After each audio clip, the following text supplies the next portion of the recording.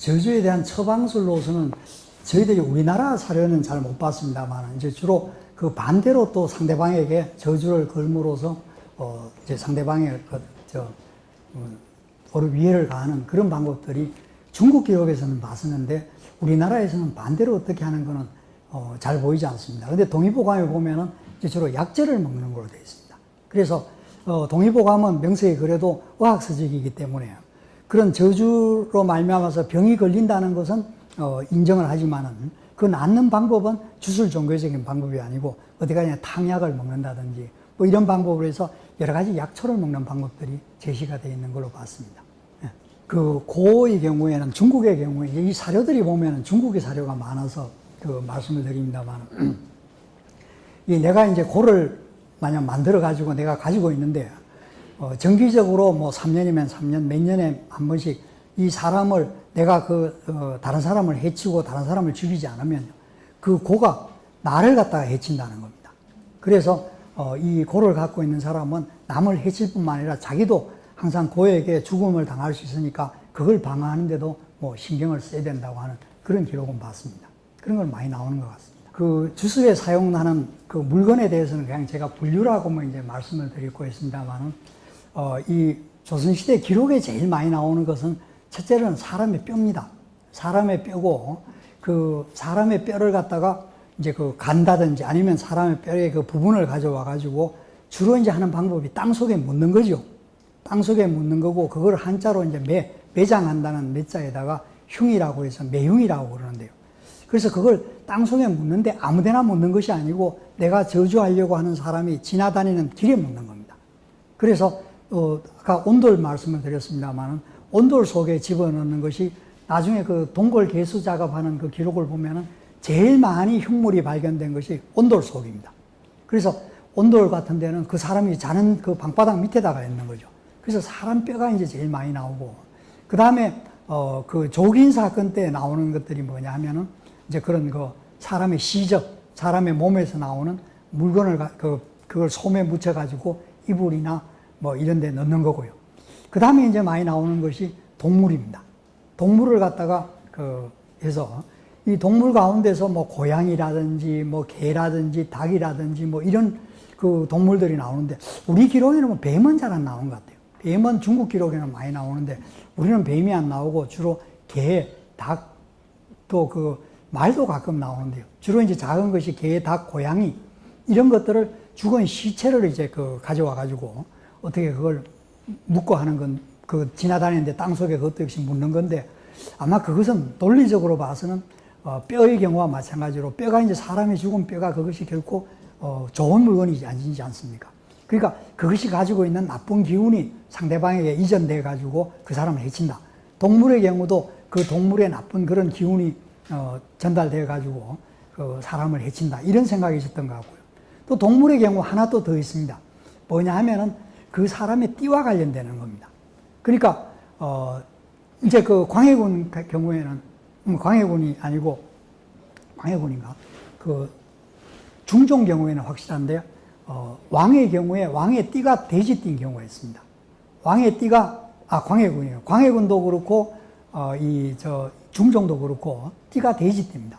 그런데 돼지를 갖다가 그냥 어떻게 할 수는 없으니까 돼지하고 그 코가 비슷하게 생겼다고 해서 쥐를 잡아다가 쥐를 태워가지고 이렇게 어디에 갖다가 묶고 하는 이런 게 있거든요. 그러니까 중종 때 또 그 사건에 보면은요. 그 사건이 발단이 된 것도 궁녀들이 그 궁중에 그때 그 화장실이 없었는지 궁녀 두 여성이 화장실에 뒤에 뒷동산에 가서 소변을 본다고 이렇게 가가지고 위를 이렇게 보니까 나무 가지에 그 불태운 쥐 두 마리가 이렇게 걸려 있었습니다. 그래서 그게 이제 발단이 되어 가지고 이 쥐는 그냥 그런 것이 아니고 누구를 저주하기 위한 것이다. 누구를 저주하기 위한 것이냐. 당시에 그 왕을 저주하기 위한 것이다. 해서 그 돼지띠인 왕을 저주하기 위해서 그 동물을 쥐를 갖다 이렇게 단 경우도 있고 그렇습니다. 그래서 동물의 경우에는 그 동물의 흉측한 어떤 그런 기운이 아까 말씀드린 고처럼 전달되는 경우도 생각할 수 있고요. 띠를 이제 가지고 그 사람을 상징하는 그런 그 띠를 상징하는 해당자의 띠를 가지고 하는 경우도 있는 것 같습니다. 그리고 이제 그 밖에 실물로 나오지는 않습니다만은 이제 그런 그 인형을 만든다든지 그림을 그려서 뭐 해꾸지 한다든지 또는 무슨 머리카락을 가지고 했다든지 이런 것은 실물이 안 나와서 그렇지 얼마든지 사용되었을 가능성이 있습니다. 그리고 덧붙여서 또 하나 말씀드린다면은 이제 이건 완전히 추리의 영역입니다만은 뭐 제가 이제 추리 능력도 없이 말씀드리는 걸로 봐서는 입니다만은 제가 생각할 때는 장희빈 관계 기록을 이렇게 보면은 장희빈은 좀 억울한 것 같아요. 장희빈이 저주를 했다고 해서 결국 이제 그 숙종에게 사약을 받고 죽는데, 장희빈 관련 기록을 보면은 이 숙종은 처음부터 이 장희빈 사건이 발단이 됐을 때 이건 죽이려고 작정을 하고 달려드는 것 같습니다. 그 제가 이제 그 같은 남자 입장에서 볼 때 그래도 자기하고 같이 살았던 사람을 그래도 뭐 쫓아내든지 뭐 이렇게 하면 몰라도 이 죽이려고 작정했던 거 보면 별로 좋은 사람인 것 같지는 않은 것 같은데요. 그런데 어쨌든 이제 그 장희빈 쪽에서는 이런 이야기입니다. 우리가 이제 신당 만들어 가지고 인연왕후 저주한 게 아니고 이제 장희빈이 낳은 아들 경종이 그 어릴 때 천년두를 알았기 때문에 그 천년두는 낫게 하는 방법이 천년두 신을 잘 대접해서 보내는 수밖에 없다는 거죠. 그러니까 신을 대접하기 위해서 신당을 만들어 놓고 그 경종이 천년두가 낫게 하게 했고, 그 다음에 이제 경종이 그 다음에 이후에도 계속 건강이 안 좋았던 모양입니다. 그러니까 경종도 보면은 그 한육록이라고 하는 책에 보면은 옷을 도대체 왕이 안 갈아입으려고 그랬답니다. 그래서 의대증이라고 그러는데 새로 이제 왕이라고 옷을 이렇게 갖다 놓으면은 옷만 보면 벌벌벌 떤다는 거죠. 그래서 이걸 이제 해경궁 공시가 의대증이라고 그러는데 이제 영조, 이 숙종, 영조, 장혜빈, 경종 쪽 그 영조까지 보면 정신이 다 좀 이상한 사람들 같은데요. 그렇기 때문에 그 아들이 몸이 건강이 안 좋고 정신이 옳지 않기 때문에 아들이 성장하는 과정에서 계속 그 아들의 병이 낫게 해달라고 신당을 두었던 거지 인현왕후를 해치려고 한 것이 아니다는 게 이제 그 장희빈 쪽 궁녀들의 이야기입니다. 저는 볼 때 그거는 좀 그럴듯한 것 같아요. 그래서 이제 이것은 오히려 장희빈을 갖다가 몰아내려고 하는 서인 쪽에서 장희빈과 그 연결된 남인 세력을 몰아내려고 하는 정치적인 음모, 조작 사건일 가능성이 많고요. 거기에 비해서 조귀인 사건, 이것도 조귀인이라고 하는 여성의 그런 전후 기록으로 봐서 했을 가능성이 있고, 그 다음 이제 문제는 인목대비인데, 인목대비 쪽에서는 그 개축일기를 읽어보면은 개축일기가 다 역사적 사실은 아닙니다. 그 인현왕후가 인목대비 쪽에서는 다 사실은 아닌데요. 거기는 자기들은 그런 저주를 한 게 없고 오히려 광해군 쪽에서 자기들을 계속 저주했다고 하는 그런 이야기가 나옵니다. 그런데 이 개축일기에는 인목대비 쪽에 저주했다는 이야기가 없는데 제가 볼 때는 그거는 인목대비 쪽에서 저주를 했을 가능성이 있는 것 같아요. 왜냐하면 인목대비라는 여성의 성격이 보통이 아닌 것 같습니다. 그래서 이 선조가 세상을 떠나고 난 다음에 궁중의 법도에서는 이 중전쯤 되는 이런 사람은 아무리 슬퍼도 자기의 슬픔을 막 드러내놓고 못 우는 모양입니다. 그런데 이 인목대비는 그때 나이가 한 25 정도 됐는데요. 그 주변에 그렇게 만류를 했는데도 불구하고 막 소리 내고 싶은 대로 울고 싶은 대로 막 울었다는 거죠. 그래서 주위의 사람들은 눈살을 찌푸리겠다. 그러니까 상당히 자기 개성도 강하고 이런 그 성질도 좀 급하고 이런 사람인데 자기 아들이 지금 대군인데 왕도 되지 않고 이러니까 얼마나 답답하겠습니까? 그러니까 자기 아들하고 광해군하고 두 사람의 사주를 갖다가 자기 궁녀들을 시켜가지고 점쟁이 있는 데 찾아다니게 합니다. 그래서 왕이 그 영창대국이라는 신분은 이야기 안 하면서 누구 사주가 더 좋냐 물어보고 다니거든요. 그래서 이제 그런 거 보면은 자기 아들이 이제 왕이 안 되는 데서 분한 마음. 근데 현실적으로는 광해군이 왕이 돼 있으니까 할 수 있는 방법은 저주밖에 없었을 것 같아요. 그래서 이 인목대비의 경우에는 저주를 실제 했을 가능성이 저는 있다고 이제 생각이 되는데 그건 어디까지나 제 개인적인 생각이지 그 사실의 진상은 아무도 모른다고 해도 뭐 과언이 아닐 것 같습니다. 고를 잘 모시지 않으면 자기가 당하기 때문에 고를 가지고 있는 사람이 당하기 때문에 결국 한다는 것이 이제 자기도 고를 걸어가지고 그 고의 힘이 자기인데 돌아올 고의 힘이 저쪽으로 돌린다 하는 이런 정도의 이야기인 것 같습니다. 구체적인 이야기들은 제가 자료를 많이 안 찾아봐서 그런지 모르지만 똑같은 이야기가 반복은 많이 되는데 그 부분에 대해서는 적극적인 이야기는 잘 없는 것 같습니다. 그 고려시대부터 시작해서 조선시대까지 잘 나오는 그 을의 이름이 조선왕조실록에 잘 나오는 게 별기원이라는 것이 있습니다. 별기원이라는 건 별도로 은혜를 기원한다. 그래서 별도, 기원한다는 기자고 은혜를 쓴다는 건데요. 그러니까 이제 조선시대에는 국가에서는 정식으로 국가의 어떤 평안을 빌기 위해서 국가를 도와주는 신들, 예를 들어서 뭐 하늘의 신이라든지 땅의 신이라든지 뭐 사직신이라든지 조상신에게 국가에서 정식으로 제사를 지냅니다. 그게 다 유교식으로 제사를 지내고 또 그 정식 유학자들이 그런 그 얘기라든지 하는 경전에 맞춰서 제사를 지냅니다. 그런데 이제 그 왕실에서 주로 이제 왕비들이죠. 왕비가 그런 그 사사로이 뭐 자기 왕자라든지 또는 그 왕이라든지 하는 그 왕실의 그런 사람들의 복을 사사로이 빌기 위해서 이제 그 주로 무당하고 그다음에 이제 대전의 별감들 이런 사람들하고 그룹을 만들어 가지고 전국의 명산대천을 다니면서 기도를 하게 합니다. 근데 아까 이제 민비가 그 명성황후가 했던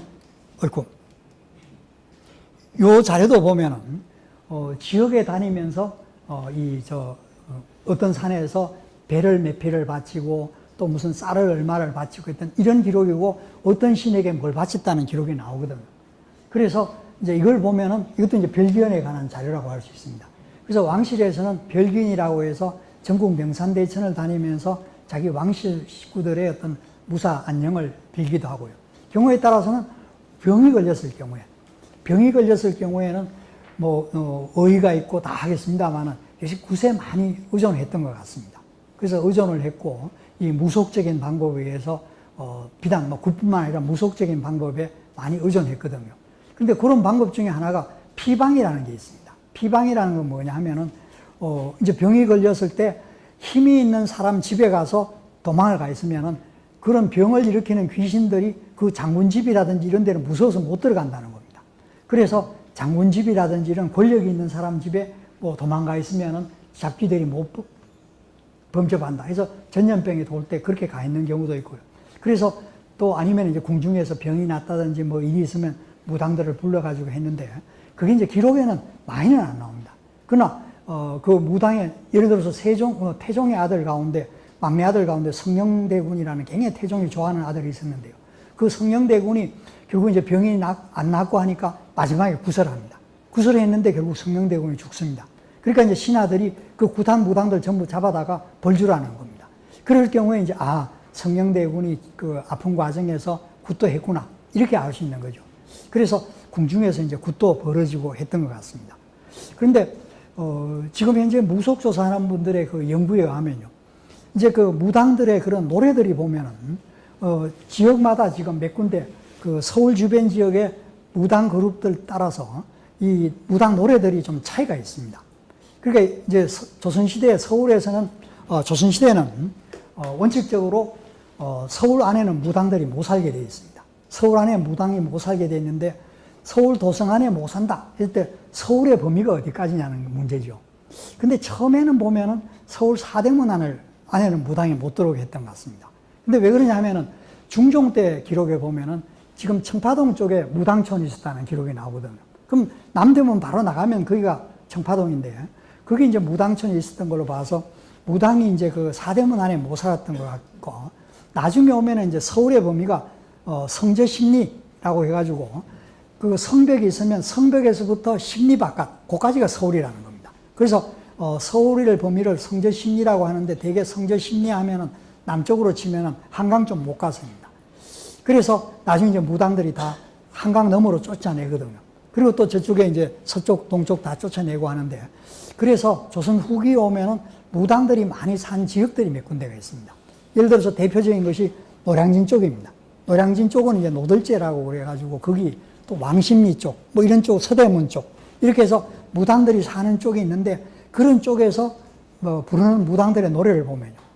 이제 그 몇 군데에서는 보면은 궁중용어가 많이 들어갑니다.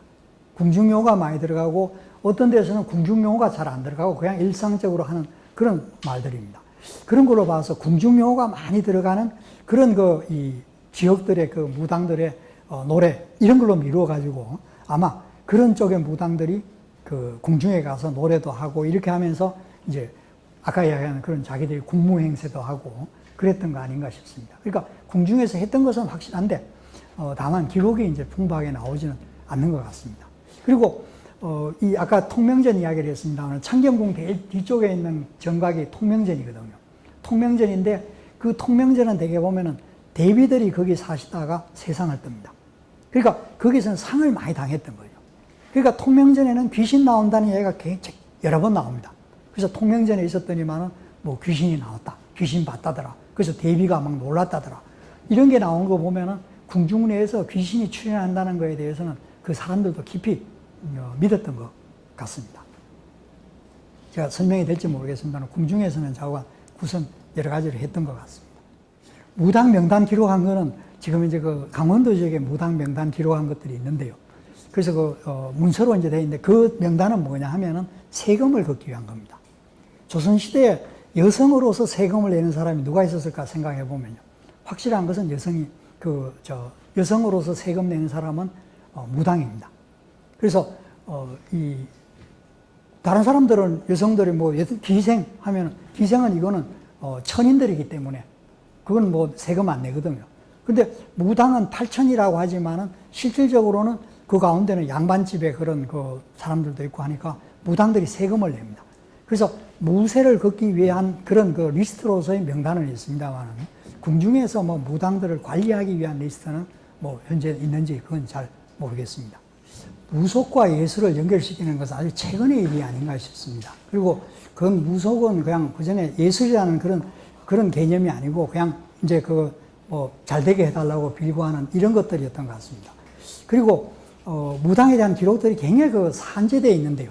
산재되어 있고 여기저기 흩어져 있는데 대부분의 이제 지식인들은 무당에 대해서 굉장히 부정적으로 봤고 그런 거는 기록할 가치가 없는 걸로 이제 생각을 했던 것 같습니다. 그런데 양반들 중에서도 그렇지 않은 사람도 있었던 것 같아요. 제가 이제 17세기에 설화집의 천혜록이라고 하는 설화집의 이야기를 하나 말씀을 드리려고 하는데요.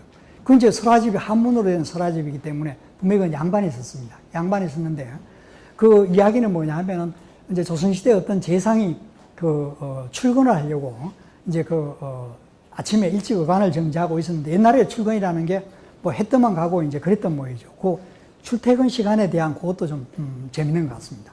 그런데 너무 일찍 일어나서 준비를 이렇게 하고 있는데 너무 일찍 준비를 했기 때문에 시간이 남아가지고 깜빡 그 의관을 정지한 채로 잠이 들었다는 겁니다. 그런데 꿈속에서 자기가 출근을 하는데 자기 돌아가신 어머니를 갖다가 파자교, 청계천 이쪽에 있는 파자교 쪽에서 자기 어머니를 만났다는 거죠. 그래서 그 아들이 이제 반가운 마음에 어머니 어디 가십니까? 이렇게라고 물으니까 그 용산에 사는 우리 집 노비 집안에서 지금 오늘 굿한다더라. 그래서 나 오늘 굿 얻어먹으러 간다. 어머니가 그렇게 이야기해서 이제 재상 아들이 아니 어머니 기제사 있고 사시사철 어머니 제사 다 지내는데 왜 노비 집에 가서 굿 얻어먹으러 갑니까? 하니까 그 어머니 이야기가 그렇습니다. 유교식 제사 그거 먹을 것도 없고 신명도 안 나고 나는 그거 재미없고 나는 무당집에 가서 굿하면서 거기 한 잔 얻어먹고 하는 게 훨씬 재미있어 나는 거기 간다. 그렇게 하고는 오래간만에 만나는 아들을 갖다가 기쁨을 오래 나누지도 않고 굿 보는 게 급하다고 해서 어머니가 가버렸다는 겁니다. 그래서 잠에서 이제 재상이 깨가지고는 자기 집 노비를 불러가지고 종을 하나 불러가지고 용산의 아무개 집에 빨리 갔다 오너라. 그래서 그 집에 무슨 일이 있는가 보고 오너라. 하니까 이제 발빠른 노비가 빨리 갔다 와서 이제 이 노비가 대감을 보고 먼저 들어오는 게 아니고 하도 급하게 갔다 오니까 부엌에 먼저 들어가서 찬물 하나 떠먹으면서 부엌에 있는 어떤 여성 보고 이번에 그 집에 용산에 노비 집에 갔더니만은 그 집에서 굿을 하는데 이번에 오늘 굿할 때 무당 몸에 마님이 실렸다는 거죠. 그래가지고 마님이 한바탕 즐겁게 놀고 갔다. 이야기를 갖다가 방 안에 앉았던 대감이 듣고 그다음부터는 제사 다 때리치우고 자기 어머니 기일 되면 굿했다는 겁니다. 그런 이야기를 보면은 이제 결국은 그 이야기고 비싼 이야기들이 그 책에는 꽤 나옵니다. 나오는데 이제 조선시대 사람들 가운데에서도 그런 무속 전통에 대해서 긍정적인 사람은 있었던 것 같아요. 그러나 대부분에 보면은 부정적인 이야기를 단편적으로 쓰고 전부 나쁜 쪽만 자꾸 이야기를 하거든요. 그러다 보니까 기록이 첫째 잘 되지도 않았고 해도 잘 없지 않습니까? 그런데다가 이것도 한번 생각해 보시기 바랍니다. 오늘날 우리나라에서 지금 현재 보면은 지자체가 되고 난 다음에 지역 전통 문화라고 해서 축제 많이 합니다. 한 지역 공동체마다 축제 몇 개 안 한 데가 없을 겁니다. 많이 축제를 하고, 제가 이제 뭐 관계하는 인천이나 강화 쪽들이 보면 축제 여러 개 합니다. 날짜도 막 겹치기도 하고 합니다. 그런데 일본하고 우리가 비교했을 때 우리 축제는 이게 안 되는 게요.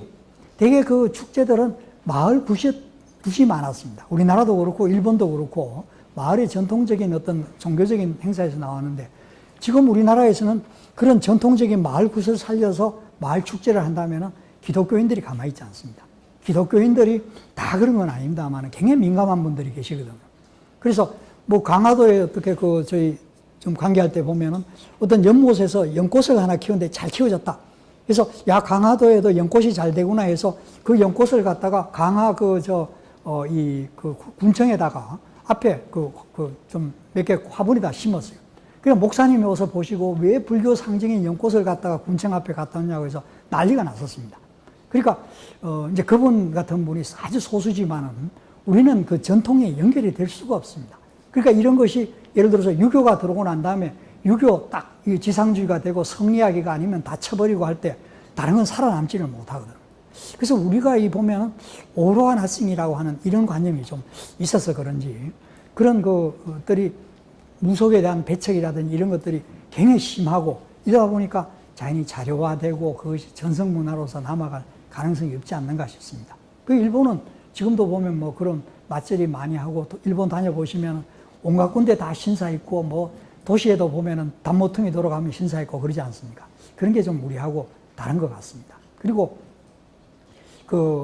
우리가 이렇게 다녀보면은 우리나라 무속을 갖다가 이렇게 깨부시고 하는 데는 첫째 이제 새마을 운동의 영향이 굉장히 큽니다. 그 다음 두 번째로는 일제의 탄압이라는 이야기를 많이 하거든요. 그래서 우리 동네에서 마을에서 이런 제사 잘 지내고 했는데 그 일본 사람들이 그 탄압하는 바람에 우리 못 지내고 뭐 몰래 지냈다든지 하고 하는 이야기를 제가 며칠 전에도 저 양산에 조사로 가서 그 이야기 들었거든요. 그런데 그 양산의 경우는 특별한 경우는 다 그런지는 모르겠습니다만 제가 알고 있는 범위 내에서는 일본에서는 오히려 그걸 식민지 당국에서는 그걸 조장했습니다. 그걸 조장을 하고 오히려 그걸 미신이라고 해서 치고 하는 것은 우리나라의 지식 청년들 이 사람들이 구담에 가서 때리 부수고 하지, 일본은 그걸 오히려 조장을 하고 뭐 별로 탄압을 별로 덜 했거든요. 그래서 우리의 그런 이 엘리트 지식 계급이라든지 또는 이 어떤 특정 종교 단체 분들이 그걸 남겨두지를 않는 지금의 상황으로 봐서 과거에도 좀 미루어 짐작할 수 있는 여지가 있지 않을까 싶습니다. 예. 조선시대에 이제 무당들이 세금을 냈다는데 꽤 많이 냈습니다. 세금을 냈고요. 지역에 따라서는 세금이 세 가지입니다. 세 가지 세금을 냈는데, 하나는 뭐냐면 영업세, 자기가 무당이기 때문에 구설하기 때문에 내는 영업세가 있고요. 또 하나는 무당들이 하는 신당들이 있지 않습니까? 신당들이 있는데 그 논리는 그렇습니다. 신당에 음식 바치고 신에게 음식 바치고 쌀 바치고 하는데 실제 구설 다 하고 나도 신당에 있는 쌀 안 없어지고 떡이 안 없어진다는 겁니다. 그러니까 그런 이제 지금은 사람들은 그런 이야기 하죠. 귀신은 그 떡을 진짜 먹고 쌀을 진짜 먹는 게 아니고 거기 있는 엑기스만 먹는다고 그러지 않습니까? 그래서 어떤 사람 이야기로는 뭐 제사 지내면서 제사 지내고 남은 그 떡하고 음식 가지고 개를 키웠더니만은 개가 그만 안에 영양소가 없어서 굶어 죽었다. 물론 이제 지어낸 이야기였습니다만 그 이야기 듣고 저는 그랬습니다. 그 집에 1년에 제사가 몇 번인지 몰라도 그 제사 때만 얻어먹으면 당연히 굶어 죽지. 뭐 그런 이야기를 했었습니다만은 그 귀신이 먹고 난 다음에 남은 것들이 있으니까 그걸 국가에 세금으로 내라는 겁니다. 그래서 신당에서 귀신이 먹고 남은 거라 해서 신당 태미, 물린 쌀. 그 다음에 이제 그 신에게 옷을 이렇게 해보라고 배를 바치면 그 배도 에센스만 신이 가져가고 나머지는 남아있으니까 그 중에 내라는 겁니다. 그래서 이 무당들이 꽤 많은 세금을 냈었습니다. 그런데 그거를 표방하면서 그 나라에서는 세금을 걷는 이유는 뭐냐? 사람들이 다 그 무당이 되려고 하는 사람들을 방지하기 위해서라고 그럽니다. 어떤 혜택을 주려는 게 아니고 무당 탄압을 위해 가지고 이 세금을 걷는다. 그러니까 이런 거 내기 싫으면 무당하지 말라는 거죠. 그런 식으로 이제 무당 탄압 정책으로서 실시를 합니다. 그런데 이게 문제가 뭐냐면은 지방에서 무당의 세금을 이제 지방의 관리들이 무당 리스트를 만들어서 세금을 걷습니다만은 이 세금을 걷고 나면요. 이 세금의 용처, 이 중에 상당 부분은 그 지방간의 판공비입니다. 지방간의 판공비이기 때문에 무당들을 이게 없고 세금을 안 거두면은 그 지방간 중에는 굉장히 나는 무당이 싫다고 해서 배척하고 자기 마을에 있는 무당 다 쫓아내는 사람도 있긴 있지만은 대부분은 보면은 무당 세금 거둬서 자기 판공비 쓰거든요. 그러니까 우리나라 조선시대의 양반들이 겉으로는 무당 배척 관리들이 막 하면서 무당이 없어지지 않는 이유는 뭐냐? 첫째는 그렇습니다. 무속이라고 하는 것은 생존의 종교입니다. 다시 말씀드려서 무속이라는 게 무슨 인류의 평화를 위한다든지 뭐 인류의 번영과 발전을 위해서다든지 세계 평화를 위한다든지 이런 게 목적이 아닙니다. 잘 먹고 잘 사는 것. 당장에 내일 우리가 어떻게 살지 불안한데 거기에 대해서 어떤 종교고 어떤 그 과학적인 지식도 답변을 못 해주는 그런 문제에 대해서 답변을 해주거든요. 맞고 틀리고는 둘째치고.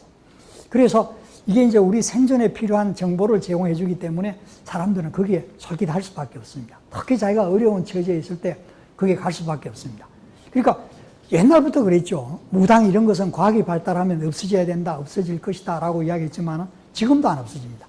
그게 이제 인간의 가장 아픈 약점, 바로 생존의 문제, 내일을 내가 어떻다는 문제, 요거를 이제 답을 해주는 게 무당이거든요. 그 다음 두 번째로는 조선 왕조의 정책이 그렇습니다. 겉으로는 하면서 무당들을 갖다가 오히려 은근히 그 존재를 부추긴 면도 있습니다. 그런 면에서 무당이라는 것이 이제 없어지지 않는 그런 것이 아닌가 싶고요.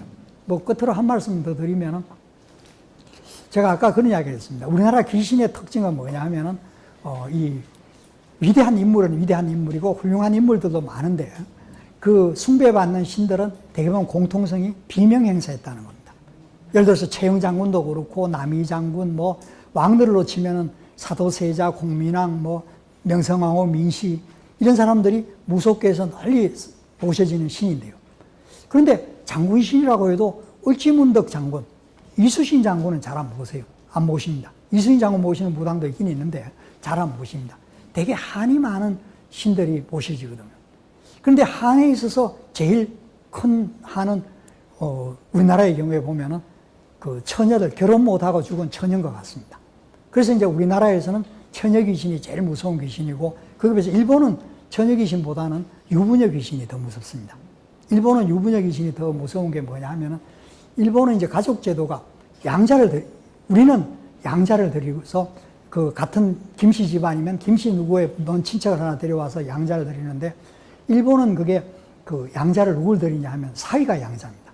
그러니까 이 사위를 드려서 이제 자기 집안을 잇게 하는데 요 사위라는 사람들이 되게 보면은 자기 장인이 힘이 있을 때는 그 죽은 듯이 지내다가 자기 장인이 죽고 나면은 이제 자기가 이제 집안의 가장이 되니까 자기 부인을 차버리고 재산만 뺏고 뭐 이래가지고 죽은 여성이 귀신 된다는 이야기도 꽤 나오거든요. 그러니까 이 한이라고 하는 것이 오히려 유부녀의 경우, 그래서 이제 남편에게부터 버림받고 뭐 이런 귀신들이 많이 나타납니다. 그런데 우리 경우에는 이제 한이 많은 귀신들 중에서 뭐 처녀 귀신이 나타나고 한이 되게 많은 사람인데 저는 왜 한이 많은 귀신들이 우리에게 숭배될까라고 생각했을 때 이거는 그야말로 저 나름대로 해석입니다. 사람이 이제 이야기를 할 때도 그렇습니다. 대화를 할 때도 보면은 내가 먼저 이야기를 하면은 아이 그래 맞아 하고 이렇게 이야기가 돼야지만이 서로 간에 대화가 되고 뭔가 공통분모를 찾을 수 있습니다. 대화하자고 자식 불러놓고 대화는 안 하고 대놓고 화만 내면은 그건 대화가 안 되죠. 그러니까 뭔가 공감할 수 있는 분위기가 있어야 되는데요. 사람이 신들을 찾으러 갔을 때 내 마음속에 뭔가 부족한 면이 있고 충족되지 못한 안타까운 면들이 있을 겁니다. 그런데 너무 훌륭한 사람인데 가서 그 이야기를 하면은 그거는 가서 이야기하고 그런 사람은 내가 이야기하면은 남의 사정은 전혀 잘 모르고 그냥 공감을 잘 안 해줄 것 같고 그래서 예를 들어서 무슨 재벌인데 가서 뭐 한 끼 밥 못 먹어가지고 굶었을 때 배고픈 이야기 하면 재벌 같은 사람들이 코웃음 치고 거기 가서 이야기해봐야 아무리 돈이 많아도 도움이 별로 안 되고 공감도 안 해준다는 거죠. 거기에 비해서 한이 있는 신, 뭐 어떤 이상한 죽음을 했다든지 했을 경우에 나의 이 아픔을 같이 공감해 줄 수 있는 신이 아닌가. 그런 면으로 좀 설명을 우리나라 신의 그 한많은 신이 등장하는 것을 그렇게 좀 설명할 수 있지 않을까 하는 그 저 혼자의 순전한 그 상상입니다. 네, 감사합니다.